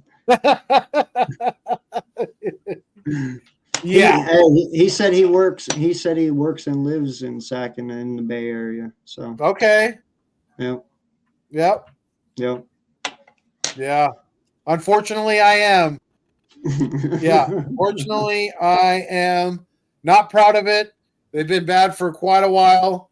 And Yeah, that's why football's my main sport, because I mean, win, lose, or tie, I'm an Eagles fan till I die. I'll be buried in green. Yeah. No, listen, man, I'm one of the only very few Eagle fans who doesn't do the cycle. You know, I like the Phillies, I like the Eagles, but when it comes to basketball, I'm a Bulls fan. But that's because of the generation that I grew up in, the time era I grew up in. You know, Michael was the big thing when I was a kid. You know, he came out in '87, I want to say. I was born in '88, and I was playing basketball by '91, and you know, it was all about Michael. You know, so yeah, you know, it just is what it is. So I want to be like Mike. exactly, everyone wanted to be like Mike. You wanted to shoot like him. You wanted to jump like him. Hell, you wanted to wear his shoes. Oh yeah, if you could afford them. But back then, they weren't like $200 a pair or more. No, I think I only paid $160 back then for mine. Yeah. But now they're expensive as fuck. If I knew what I knew then, or now what I knew, if I would have known then what I know now, I would have kept my shoes, man. And I would have collected them, because some of those Jordans, dude, they're, yeah, worth some bread. Slay, shut the hell up.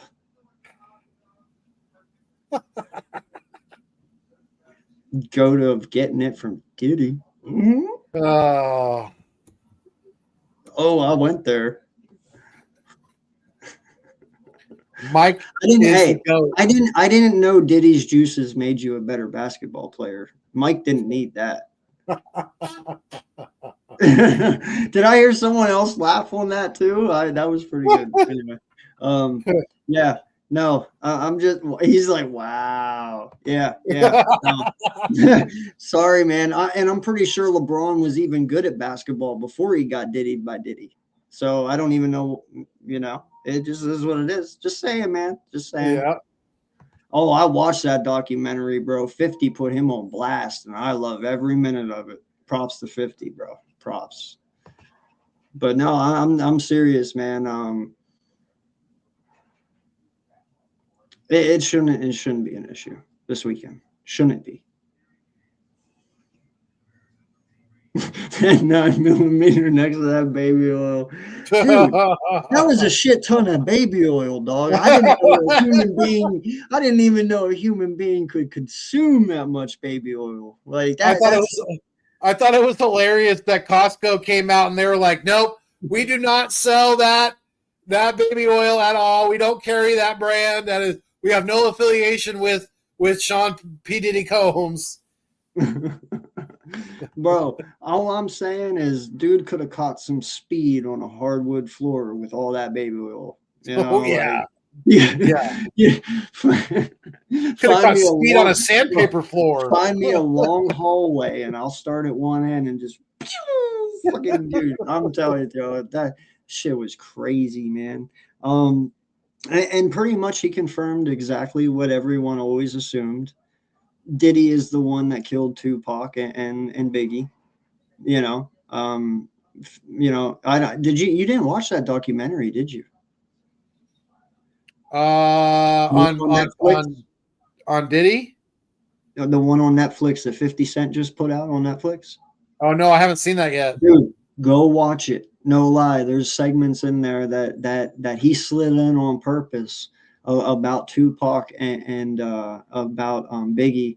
And no lie, dude, it is plain and simple, clear as day. He's pretty much telling you, yeah, Diddy is the one that murdered them both. He paid people to do it. Because here's the thing, Tupac and Biggie were really good friends, and he was worried about Tupac taking away Biggie from him. So what do? He murdered Tupac. And then whenever the shit went down with Biggie and all that, and he had to, clear some ties, he got rid of Biggie. So it just, I give all the props to 50, man. I do. Like, first off, Diddy can't kill anyone anymore just because you can't get away with it like you could back in the 90s. Right. You ain't popping someone like Tupac anymore and getting away with it. Like there's way too much shit and way too many cameras, Mm-hmm. And secondly, you can't murder 50. 50 is way too big. He's got money. He's got fame. He don't need Diddy. You know, good luck trying to do that. You know, and that's also getting.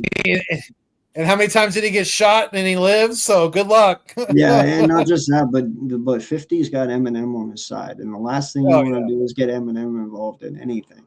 Right. You know? But yeah, man, no, it's such a great documentary. Definitely watch it. It really makes Diddy look bad. And a lot of people even asked whenever they watched it, they were like, how did he get that documentary or that video? Because I guess Diddy had a dude, he paid a dude to follow him around like 2 weeks before he got detained to just document all the stuff. 50 found out who it was and bought the shit from him. And that's how he got all this. And he turned it into, it's really good, dude. Watch it. Oh, it makes Diddy look ugly. Ugly. Epstein good ugly. For Mr. Curtis Jackson. I like to hear that. It makes him look Epstein ugly. Ooh. Yeah. That's bad. Like, and when I mean that in a evil way. Mm-hmm. Not what Epstein did with the kids and all that. You know the allegations and stuff that they have on him. Right. I'm talking the evilness part. Epstein was evil. Diddy's fucking evil, dude. Mm-hmm. Like, and that's what I think he does a good job grasping at. You know, but definitely watch it. Have you speaking of watching things, have you watched any of the Hard Knocks with the NFC East? No, I honestly don't watch the Hard Knocks, man. I might have to though. Is it good? I just actually started watching it earlier tonight. So yeah, so far it was pretty good. Yeah, I heard that, Luis, and yeah, no, I'm sorry. I keep saying Lewis. I hope it's Lewis and not Luis, because then I'd feel stupid. I think it's Lewis. Yeah, no, I heard about that, and dude, listen, 50's the last guy I'd fuck with, man. And he doesn't need people. He's got all the money in the world. He beats Vitamin Water. You know, his clothing line. Dude just has money coming out his ears, bro. You want to talk about how successful Diddy is? Diddy didn't need to, or 50 didn't need to belittle people to get his power. You know what I mean? Yeah. He got it naturally, and he's a G, and he did it with hard work. So yeah, no, I don't. He'd be the last dude I mess with, man. 50 so petty. I love that shit. Yeah. So, all right, man. Well, listen, I guess we'll call the show here. I appreciate everyone who's came in and, you know, talked and chatted up with us and stuff. But you wanna give your final thoughts on this weekend and maybe a prediction? Yeah. I think the Eagles are going to continue to look kind of opposite on both sides of the ball. Even against the Raiders, I don't think we're going to score more than. I really don't think we're going to score more than 20 points. I think it's going to be a fairly low-scoring game, and I think it's going to be something like 17-13. The Eagles are going to win by less than 5 points. The defense might not even score just as many touchdowns this weekend as the offense does for our Eagles. You know, I could see us getting maybe a fumble return or an interception return for a touchdown, something like that. But I don't expect much out of this team, but I still do expect us to beat the Las Vegas Raiders, especially at home, especially with the Raiders having to come to the East Coast and play in a different time zone. You know, traveling is never easy, but you know, playing in Philadelphia is a whole nother ball of wax. So yeah, that's going to be my prediction. I'm going to say 17-13. Eagles win by 4, and we're back again next week talking about how we're going to even try to compete with Buffalo, basically. So, yeah I think, Lewis, I think you're giving us a lot of credit. I would be shocked if we score over 30 points. I really, really would. But yeah, that's kind of my feel for how things are going right now. And yeah, what about you, AK? If you would have asked me 7 weeks ago, I would have said 34-10. Sure. You know, listen, I want to say that. I really do. And I love that you do for me, because then I don't have to. But I can only give you what my team gives to me. You know, what my team has shown me.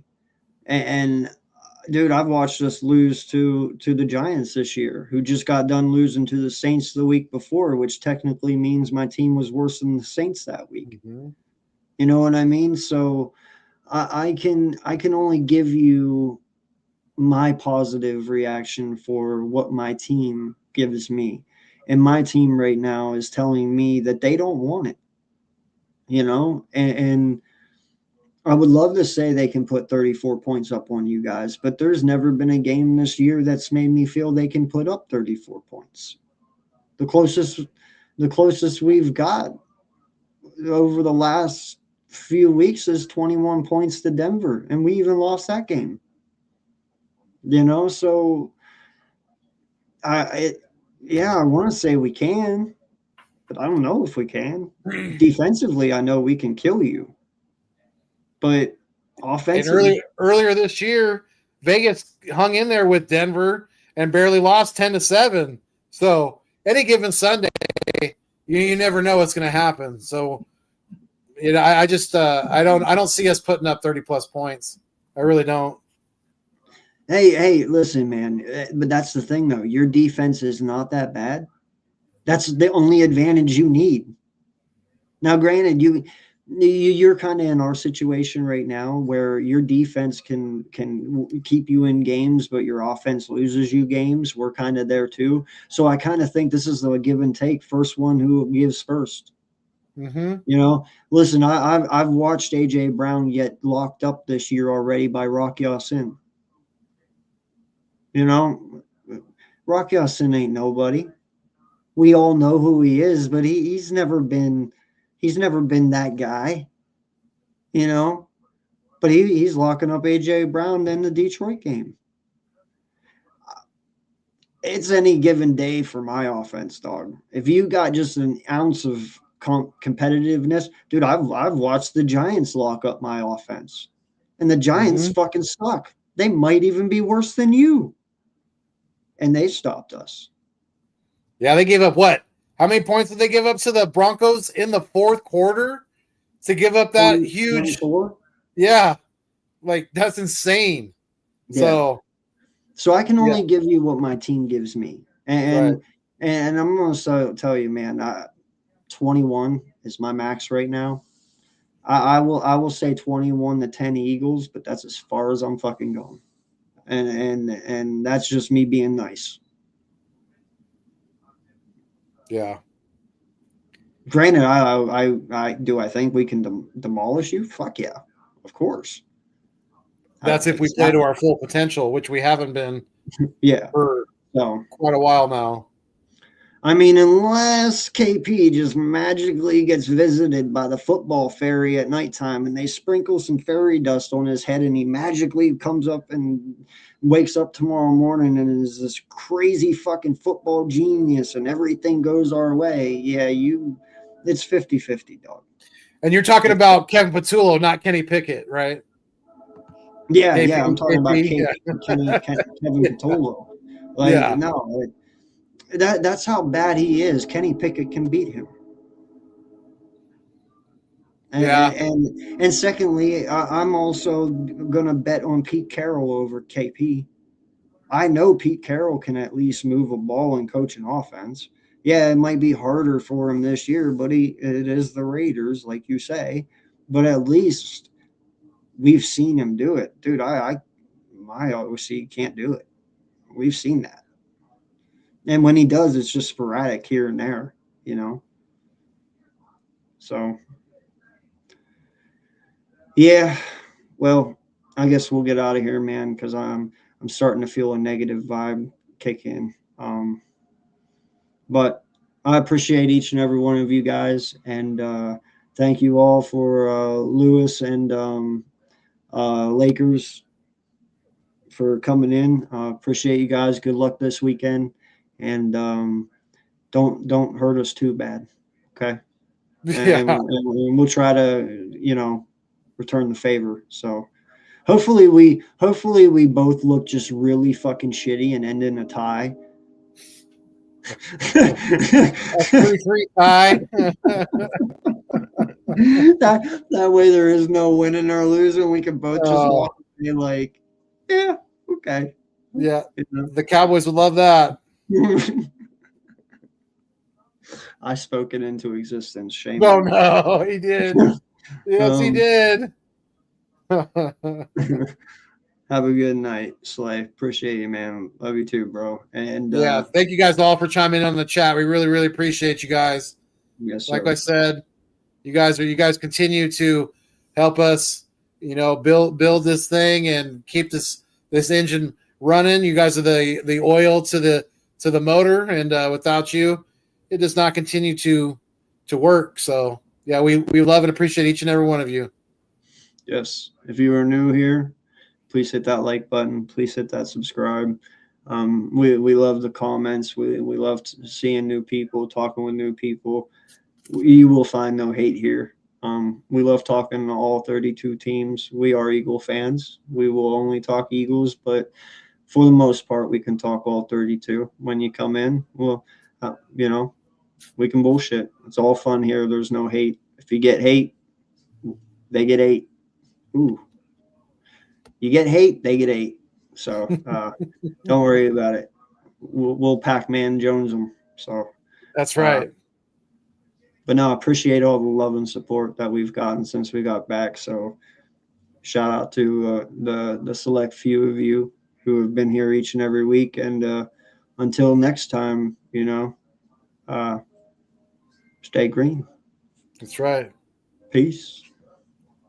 Love, peace, and chicken grease.